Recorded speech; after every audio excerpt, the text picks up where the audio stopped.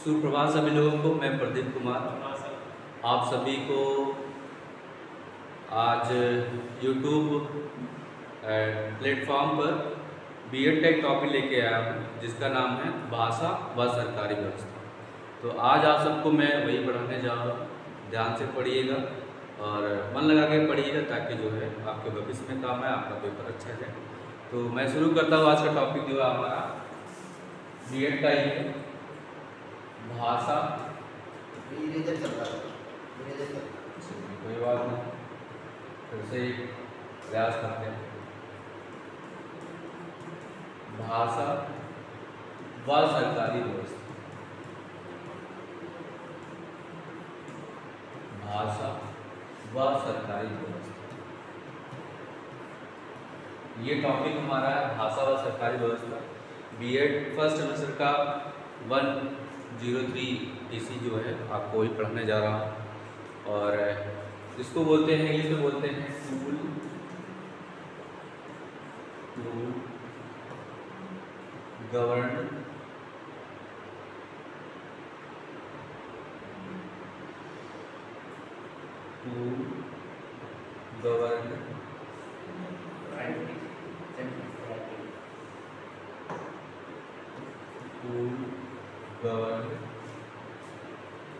System,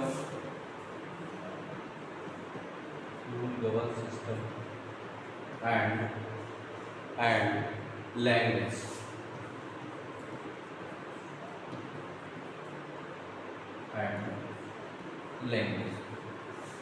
ये इसका English meaning हो गया। ऊपर आपको लिखा ही है भाषा व सरकारी व्यवस्था। आशा करता हूँ आप सभी लोग जिसको साफ साफ देख पा रहे हो टॉपिक क्या है, भाषा व सरकारी व्यवस्था। ठीक है, सबसे पहले हम भाषा पे बात करेंगे। भाषा क्या है कि भाषा एक माध्यम है। जब कोई व्यक्ति किसी दूसरे व्यक्ति के सामने अपने विचार या भाव, अपने मन की बात दूसरे तक पहुंचाना चाहता है तो जो माध्यम का प्रयोग करता है उसी माध्यम को क्या बोलते हैं, भाषा। क्या कहेंगे, भाषा। भाषा जो है एक ईश्वर द्वारा प्रदत्त एक वरदान है जिसकी वजह से हमारे अंदर मानवीय गुण है और मानवीय गुण की वजह से ही हम अपने मनोभाव को, अपने विचारों को, अपने दुर्दर्द को शायद दूसरों तक बांट पाते हैं। तो जिसकी सहायता हमारी भाषा करती है। भाषा के माध्यम से हमारी पहचान होती है कि हमारा व्यक्तित्व कैसा है, हमारा नेचर कैसा है, हम किस प्रवृत्ति के हैं, अपने दुख दर्द, अपने संवेग, अपने मनोभाव हम भाषा के ही माध्यम से व्यक्त करते हैं। उससे हम क्या कहते हैं, भाषा। ठीक है, भाषा की बात करेंगे। और दूसरा टॉपिक है सरकारी व्यवस्था। जैसा आप देख रहे हैं कि सरकारी व्यवस्था का मतलब जो हमारा देश है, पहले तो अंग्रेजों द्वारा गुलाम बनाया गया था, लेकिन कुछ क्रांतिकारी ऐसे थे जो गुलामी को बर्दाश्त नहीं कर पाए, उन्होंने उनके खिलाफ जंग छेड़ दी और एक के प्रकार ने किस तरह से अपने कितने जाने गए, कितने आहुति गए, कितने माँ के बेटे कुर्बान हो गए इस देश को आज़ाद कर। लेकिन हमारा जब देश आज़ाद हो गया तो बात आई कि देश को कैसे चलाया जाए। तो देश को चलाने के लिए एक संविधान की जरूरत पड़ी, जिसकी वजह से हमारा देश राजतंत्र से क्या हो गया, लोकतंत्र हो गया। और लोकतंत्र की वजह से ही हमारा देश एक समान सभी धर्मों को एक समान व्यवहार देता है, एक समान सम्मान देता है, जिसकी वजह से सभी धर्मों का आदर और सत्कार होता है। और उसी व्यवस्था को चलाने के लिए बात आई कि भाषा की किस भाषा का चुनाव किया जाए जिससे सभी लोग हमारे नियम कानून को, हमारे संविधान को आसानी से समझ सके। ठीक है, तो भाषा कहीं ना कहीं हमारे देश को उन्नत की ओर लेके जाती है। तो ये सरकारी व्यवस्था का मतलब वही है कि हमारे देश को जो नियम कानून है, चुनाव है, कार्यपालिका है, न्यायपालिका है, वो किस भाषा में कार्य करेगी। ठीक है, तो इसीलिए ये टॉपिक का नाम दिया गया है सरकारी व्यवस्था। क्या दिया गया है, सरकारी व्यवस्था। ठीक है, अब हम भाषा के प्रकार के बारे में बात करें।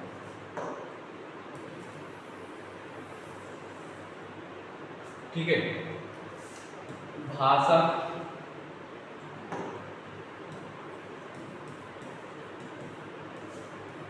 भाषा के प्रकार या हम कह सकते हैं रूप। ठीक है, टाइप्स ऑफ लैंग्वेज।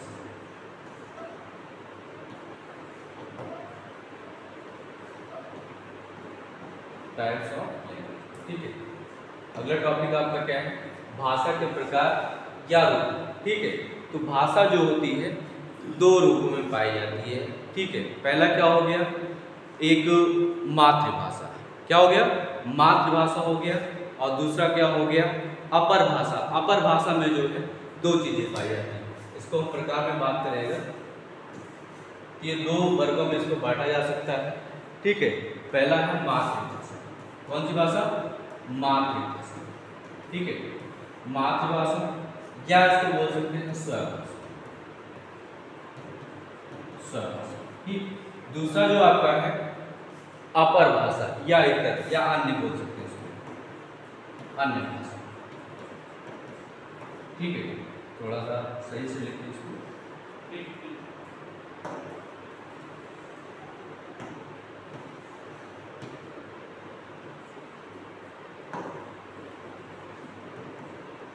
अन्य भाषा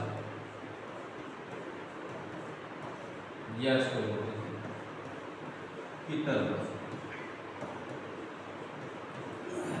ठीक है, मातृभाषा की बात करें, ठीक है, मातृभाषा या स्वभाषा या निज भाषा।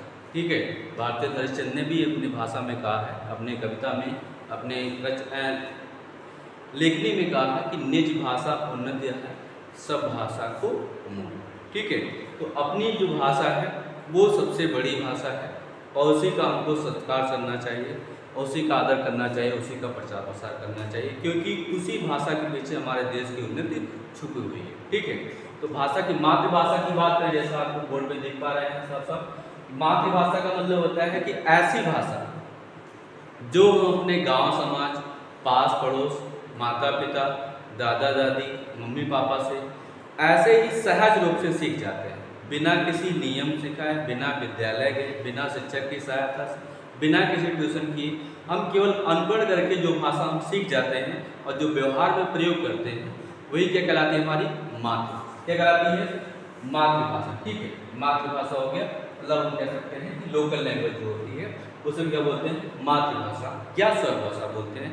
कौन सी भाषा, ये किस प्रकार की भाषा है, तो ये जो होती है ये हमको अपने पास पड़ोस से, या जिसको हम अनपढ़ करके सीखते हैं, बिना विद्यालय गए हो सकते हैं, अपने माता पिता से सीखते हैं, अपने गांव समाज के वातावरण से सीखते हैं, वो हमारी क्या कहलाती है, मातृभाषा। ठीक, अन्य भाषा या इतर भाषा। ठीक, अन्य भाषा को दो भागों में बांटा गया है। कितने भागों में बांटा है, दो भागों में बांटा गया है। एक को कह सकते हैं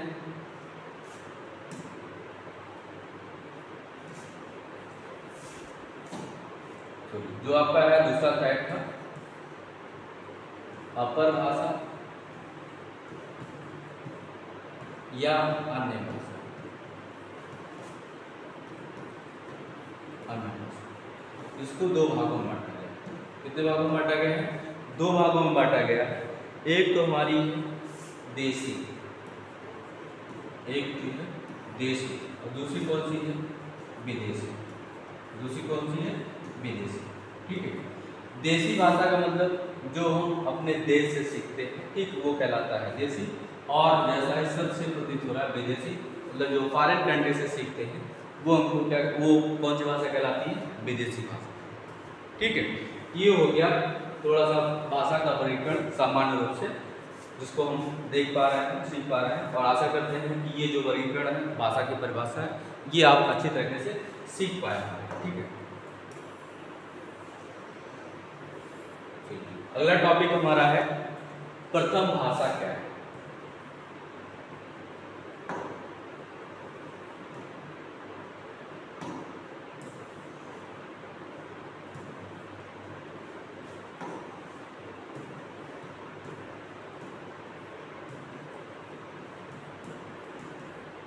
प्रथम भाषा क्या है, ठीक है, ये आपका टॉपिक है, बोलते हैं primary language. This is called primary language. Primary language, what is primary language? अगर एग्जाम में आ गया तो कैसे लिखेगी, प्रथम भाषा क्या है। ठीक, अभी आपने देखा कि भाषा क्या है, सरकारी व्यवस्था क्या है, जैसा कि यूनिट का नाम था।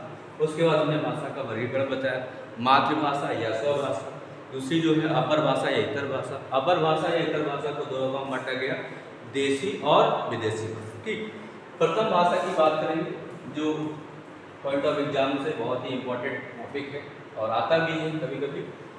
प्रथम भाषा जो होती है एक ऐसी भाषा जो हम सभ्य भाषा के रूप में, सभ्य व्यवहार के रूप में प्रयोग करते हैं, वो कहलाती है प्रथम भाषा। ठीक है, एक तो मातृभाषा आपने सीखा कि जो गांव समाज से, पास पड़ोस से, अपने परिवार से, माता पिता से, दादा दादी से जो हम सीखते हैं बिना किसी शिक्षा के, अनौपचारिक रूप से जो सीखते हैं, बिना विद्यालय गए सीखते हैं, वो हमारी क्या कहलाती है, मातृभाषा। प्रथम भाषा उससे थोड़ा सा अलग है कि जिस भाषा का प्रयोग हम पढ़ने में या सभ्य विचारों को आदान प्रदान करने में हम प्रयोग करते हैं, वो हमारी भाषा क्या कहलाती है, प्रथम भाषा कहलाती है। ठीक है, अब प्रथम भाषा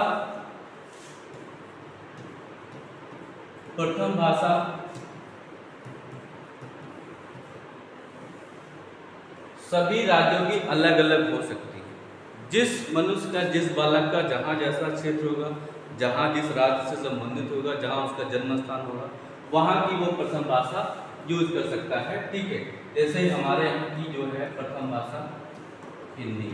कौन सी भाषा है, हिंदी। हिंदी जो है एक सब तरीके से हम जो है अपने पढ़ने लिखने में, विचारों को आदान प्रदान करने में, प्रश्न के उत्तर देने में, पत्र लिखने में, या किसी व्यक्ति से बातचीत करने में, स्पीच देने में, संवाद करने में हम इसी भाषा का आसानी से प्रयोग कर सकते हैं।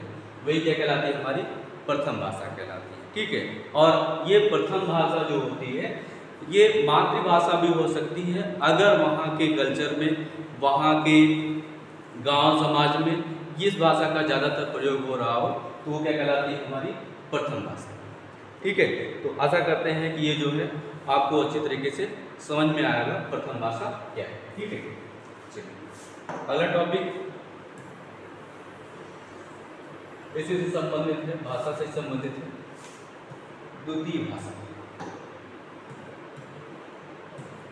द्वितीय भाषा,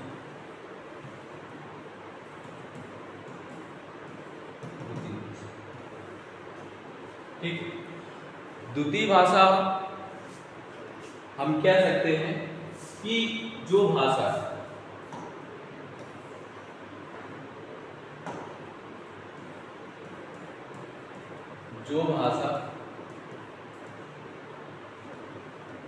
हम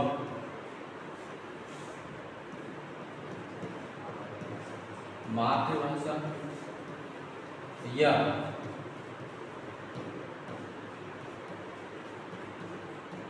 प्रथम भाषा के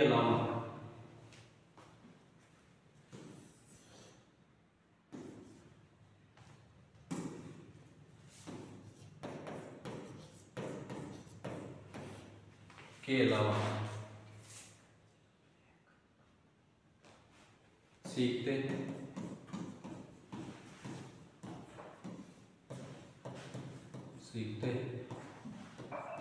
वे सभी भाषाएं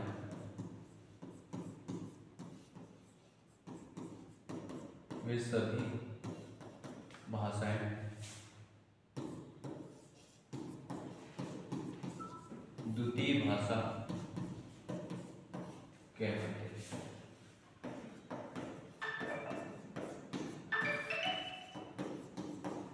वो सभी भाषाएं क्या कहलाती हैं, द्वितीय भाषाएं कहलाती हैं। जो भाषा हम मातृभाषा या प्रथम भाषा के अलावा जानते हैं, सीखते हैं, वो सभी भाषाएं क्या कहलाती हैं, द्वितीय भाषा कहलाती हैं। जैसे कि हम झारखंड में हैं तो झारखंड की जो हमारी मातृभाषा होगी, जो हम गांव समाज से सीख के आते हैं, वो हमारी संथाली। या थोड़ा सा पश्चिम बंगाल से सटा हुआ राज्य है तो थोड़ा बहुत हम बंगाली भी जानते हैं।